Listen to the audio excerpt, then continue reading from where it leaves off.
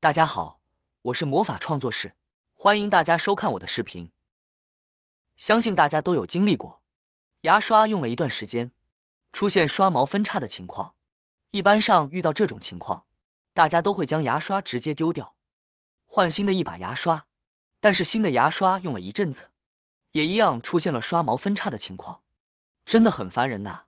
今天小编这里就和大家分享一个非常好用，而且非常简单的小妙招，轻轻松松修复毛发分叉的牙刷，让牙刷变回像新的一样哦，省下不少购买牙刷的钱哦。大家一定要学起来。这个妙招呢，非常的简单，大家需要准备一个耐热的碗和一把毛发分叉的牙刷，还有煮沸的热水啊。首先将煮沸的热水倒入碗中，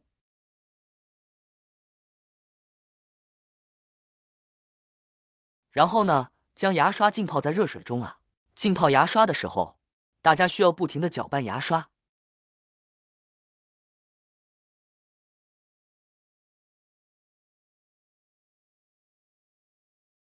浸泡了一阵子之后，将牙刷拿出来，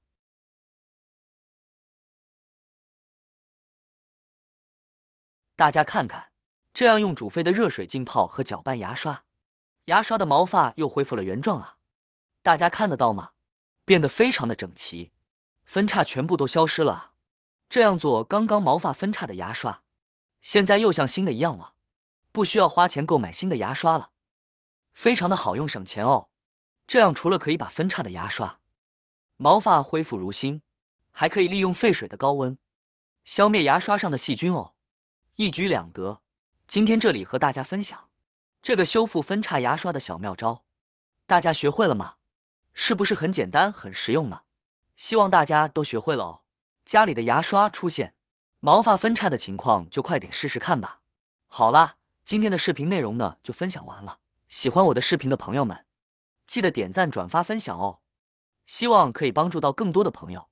或许你有更多更实用的小技巧，欢迎评论区留言分享哦。点击我的视频头像，还可以观看更多的生活技巧。每天呢都会分享不同的精彩视频，别忘了关注我哟。感谢您的支持，我们下期再见了。